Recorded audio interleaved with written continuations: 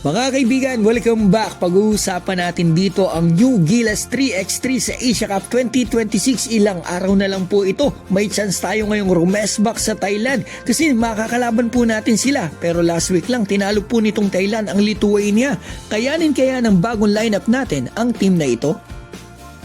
Diba mga kaibigan, tandaan nyo naman po nito lang December SEA Games Thailand ang ating Gilas 3x3, sila Kuwame po, sila Eryobu, natalo po tayo, wala man lang po tayong naiuwi kahit na bronze medal. Tapos yung nag-champion pa ay yung host na Thailand. Hindi po natin directly nakalaban o tinalo tayo ng Thailand, pero alam naman natin na grabe yung init sa social media about nga dito sa Gilas and Thailand, dito man sa 5-on-5 boxing o 3x3.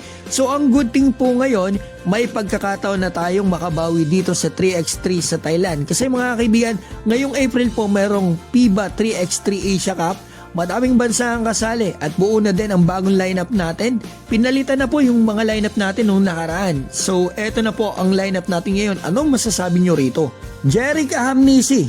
Tapos meron ka pa dito Sean Alter, meron pang Ralph Koo at Chris Kuhn.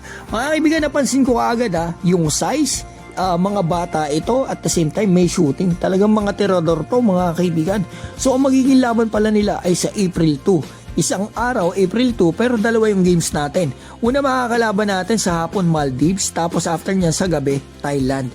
So ito naman yung lineup ng Thailand. Tingnan nyo, kilala nyo po ito mga kaibigan. Si Frederick Leach, yung point guard, at yung Jack Karawan. Na talagang asar na asar naman tayo mga kaibigan, mga fans, dahil nga sa pangangantsaw nito sa Gilas mga kaibigan nung SEA Games. And take note, last week po tinalo nitong Thailand ang Lithuania sa Red Bull 3x3. Kaya hindi po basta-bastang challenge to sa ating bagong lineup.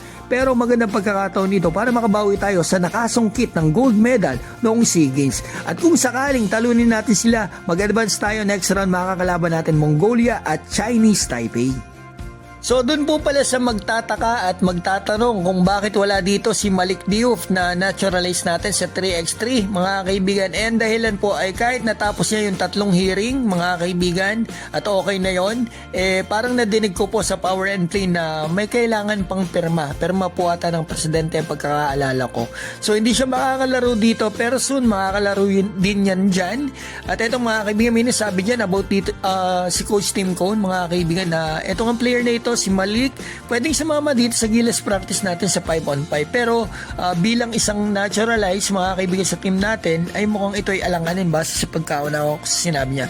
Kasi number 1 dyan si Brownlee, tapos meron pa tayong Anshwame, then eto may boat ride pa na paparating. So alanganin siya mga kaibigan makapasok, malabo siya makapasok dito sa 5-on-5 pero malay natin, di ba mga kaibigan. Shoutout ko po pala si Clutch Magic, Chris Adventure at mga tropa natin sa Czech Republic at Netherlands, Edith Noromal, Estela Bayo at Desenia, Artur Publico, Agarco Salvador, Sagittarius, Off to Road Vlog, Jay Sumilier, Rafi Tamina, Alexis Bernardo, Ilocano Sportsman Game Farm Center at Rodrigo Martin. Mga kaibigan, maraming salamat po sa inyo at dun sa mga bumati po sa akin kahapon. Maraming salamat mga kaibigan and God bless.